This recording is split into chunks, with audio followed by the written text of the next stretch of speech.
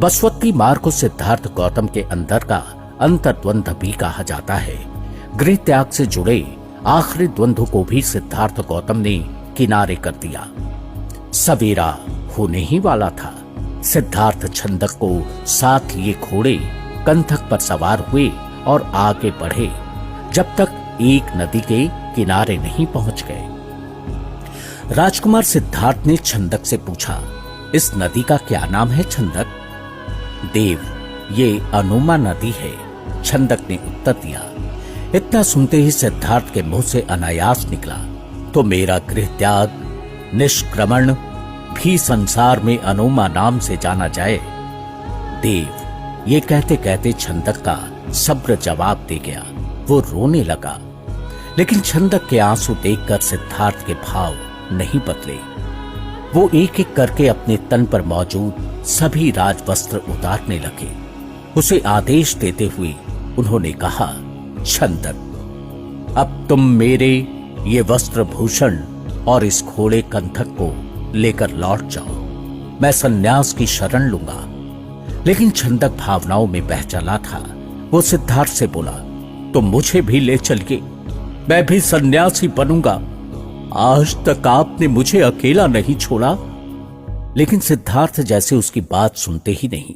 ये देखकर छंदक की आंखों से आंसुओं की धारा और तेजी से बहने लगी। सिद्धार्थ एक पल को छंदक की ओर देखते हैं और अगले ही पल दाएं हाथ से अपनी कमर पर लटकती तलवार निकालते हैं, उसे हवा में उठाते हैं। छंदक और जोर जोर से रोने लगा और चिल्लाया, नहीं नहीं देव, नहीं, ऐसा मत कीजिए देव, ऐसा मत कीजिए। छंदक की पुकार पूरी भी नहीं होती कि राजकुमार सिद्धार्थ के बाएं हाथ में उनके केशों का एक गुच्छा होता है। बालों का ये गुच्छा अगले ही पल घुटनों के बल जमीन पर बैठे छंदक के हाथों में गिरता है और उसके कानों में पड़ती है सिद्धार्थ की ओजस्वी वाणी। वो कह रहे थे,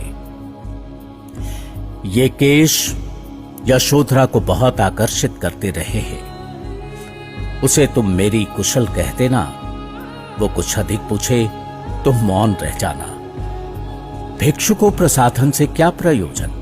ये कहकर वो अपने बालों पर एक बार फिर तलवार को फेर देते हैं। छंदक सिद्धार्थ का ये पतला रूप देखता ही रह जाता है कि तभी एक और चमत्कार होता है। सिद्धार्थ ऊंची आवाज में मानो आसमान से कहते हैं, यदि मेरा बुद्ध बनना इतना निश्चित है तो ये केश वायुमंडल में ही रहे, नहीं तो भले भूमि पर गिर पड़े। और वो अपने हाथ में मौजूद बालों का दूसरा गुच्छा हवा में उड़ा देते हैं। कहते अपने बालों का जो गुच्छा सिद्धार्थ ने हवा में उड़ाया वो हवा में ही रहा, नीचे जमीन पर नहीं आया। और इस तरह राजकुमार सिद्धार्थ को लग गया कि वो बुद्ध बनेंगे और इस तरह से राजकुमार सिद्धार्थ सन्यासी बनने की राह पर निकल पड़े। लेकिन जिस जगह सिद्धार्थ को पहुंचना था उसका रास्ता उन्हें कौन बताएगा?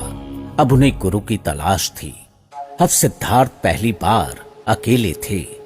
कपिल वस्तु से पहले वो तब के मगध की राजधानी राजगृह पहुंचे। गुरु की तलाश उन्हें उस समय के बड़े योगी आलार कालाम के पास ले गई। आलार कालाम ने सिद्धार्थ को साधना की कुछ योग विधियां बताईं। इनसे सिद्धार्थ की जिज्ञासा पूरी नहीं हुई। वहां से चलकर वे गुरु उत्तरक रामपुत्र के पास गए। यहां से भी सिद्धार्थ आगे बढ़े। अब उनके साथ 5 शिष्य भी थे। उन्होंने साधना के दूसरे तरीकों को अपनाया। इस बार साधना के केंद्र में उनका शरीर था।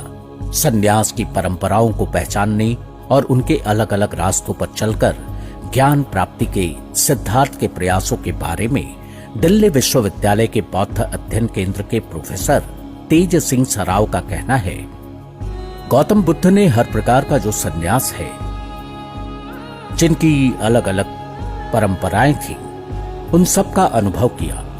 जैसे खाना छोड़कर या पानी त्याग कर या एक ही टांग पर खड़े होकर बिना सोए या मौन धारण करके क्या कुछ प्राप्त किया जा सकता है। इस प्रकार का अनुभव बुद्ध ने प्राप्त किया। बौद्ध धर्म के जानकार कहते हैं कि लगभग 6 साल तक इस हठ योग और अनशन की भीषण तपस्या की। उन्होंने अन्न जल त्यागा, वो धरती में गड़े रहे, एक टांग पर खड़े रहे, शीर्षासन किया, ऐसी कठोर तपस्या की जिससे वो खुद मृत्यु के करीब पहुंच गए। अपने इस हठ योग के बारे में एक बार स्वयं बुद्ध ने कहा था, मेरा शरीर दुर्बलता की चरम तक पहुंच गया था। जैसे 80 साल वाले वृद्ध की गांठें होती हैं, वैसे ही मेरे अंग प्रत्यंग हो गए थे। जैसे ऊंट का पैर, ठीक वैसे ही मेरा कूल्हा हो गया था। जैसे गहरे कुएं में तारा, वैसे ही मेरी आंखें दिखाई देती थी। यदि मैं पेट की खाल को मसलता तो पीठ के कांटों को पकड़ लेता। तो उन दिनों मेरी पीठ और पेट एकदम सट गए थे। अपनी इस अवस्था को देखकर सिद्धार्थ समझ गए कि ऐसी तपस्या से उन्हें मृत्यु के अलावा और कुछ भी हासिल नहीं होगा। इन्हीं विचारों में खोए सिद्धार्थ अपने आश्रम के एक कोने में दीवार के सहारे टिके हुए थे। उनकी हालात कतई ठीक नहीं थी। तभी इस मरणासन्न सन्यासी के सामने उनकी एक शुभचिंतक लड़की आती है। मरणासन्न सिद्धार्थ की हालत देखकर वो उन्हें खीर से भरा एक कटोरा देती है और उनसे आग्रह करती है कि आप इस प्रकार अपने आप को कष्ट न दें। सुजाता नाम की उस लड़की के आग्रह को अन्न जल छोड़े सिद्धार्थ एकाएक मान लेते हैं और खीर खा लेते हैं। अन्न ग्रहण करते ही सिद्धार्थ के शरीर में प्राणों का संचार तो होता है, लेकिन इसका परिणाम ये हुआ कि सिद्धार्थ के 5 शिष्यों ने उन्हें घोर तपस्या को त्यागते देखकर उन्हें छोड़ दिया। सिद्धार्थ पर उनके ही शिष्यों ने पथ भ्रष्ट होने का आरोप लगा दिया। उनमें से एक ने बेहद क्रोधित होते हुए कहा, सिद्धार्थ गौतम, तुम अब पथ भ्रष्ट हो चुके हो। अब हम तुम्हारे साथ नहीं रह सकते। तुम हमारे गुरु नहीं हो सकते। वो अपने बाकी 4 साथियों को वहां से लेकर चला जाता है। सिद्धार्थ अकेले हो गए।